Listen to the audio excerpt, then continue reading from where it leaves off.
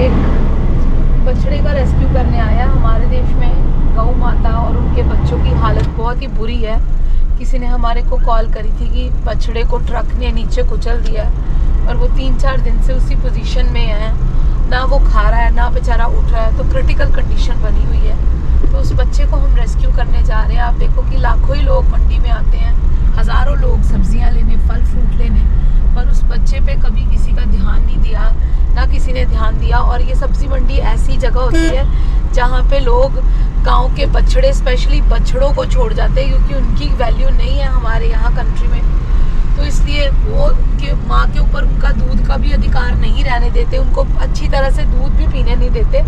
जैसे ही थोड़े से भी बड़े होते हैं तो वो उनको जो निकाल के बाहर कर देते हैं, अपनी माँ से दूर कर देते हैं। ऐसे कितने ही बछड़े जो है सब्जी मंडियों में भटक रहे हैं। तो बहुत दुख होता है ये सब देख के। हमारी समर्था नहीं है, पर जैसे ही हमारी समर्था हो, हमारा मन करता है कि एक भी बछड़ा जो है वो ऐसे ना घूमे। कहने को तो हम कितना काओ सेस देते हैं, इनके ऊपर टैक्स देते हैं, पर गवर्नमेंट उस टैक्स का क्या करती है राम जाने, कुछ पता नहीं है।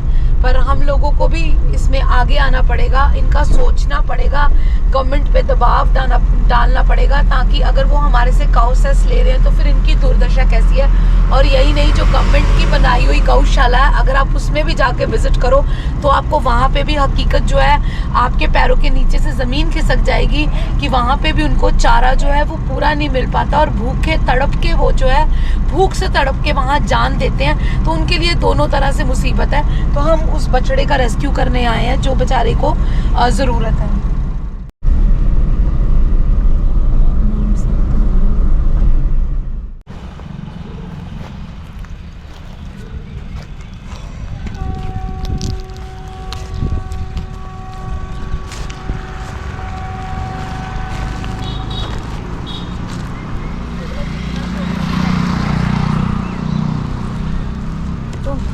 बछड़े को हम लेने आए थे। आप देख रहे हो कि ये हमारे आने से पहले ही चला गया, किस कंडीशन में पड़ा है कूड़े के ऊपर, और बहुत धूप में पड़ा हुआ है।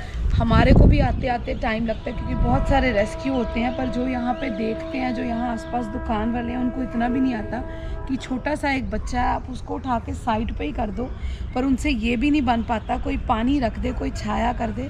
पर हमारे देश में भगवान को बहुत पूजा जाता है, मंदिरों में बहुत जाया जाता है, पर ये जो असली भगवान के रूप है या अंश है, उनके साथ इतनी बेकदरी की जाती है। और छोटा सा मासूम बच्चा है जिसको निकाल दिया गया, माँ का दूध नहीं पीने दिया गया, तो वो कूड़ा खाने को मजबूर होते हैं। और इतने छोटे बच्चे जब कूड़ा खाते हैं तो उनका पेट खराब हो जाता है, लिफाफे उनके पेट में चले जाते हैं। जैसे इसका पेट फूला हुआ है तो इसका मतलब यही है कि इसने बेचारे ने लिफाफे खाए होंगे भूख से बचने के लिए।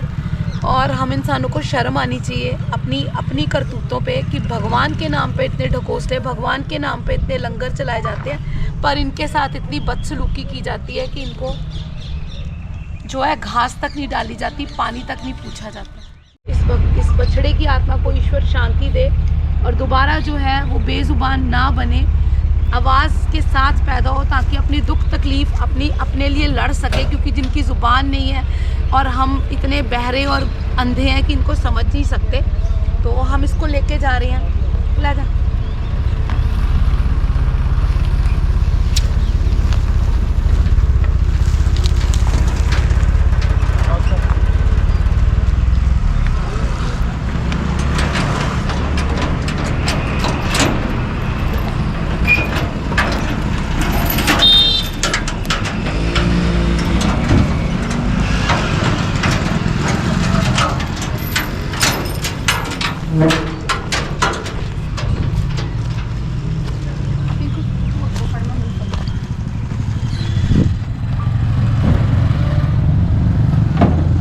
गर्मियों के दिन है, 1 मिनट में बॉडी जो है फूल जाती है। अभी ये गया है, तो हम नहीं चाहते इसकी दुर्दशा हो, तो इसलिए हम इसको रिस्पेक्टफुली, इसका जो लास्ट रिचुअल है उसके लिए हम इसको लेके जा रहे हैं। भगवान इसकी आत्मा को शांति दे और बेजुबान बना के तो कभी पैदा ना करे, कम से कम आवाज़ दे, ताकि ये बोल के, गर्ज के अपनी जो बात है वो कह सके।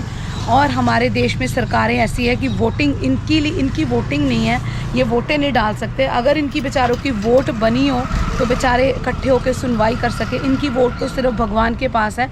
तो जो भी ऐसे कुकर्म करता है, भगवान उसका जो है, उसका हर्जाना जो है भगवान उसको ज़रूर देता है।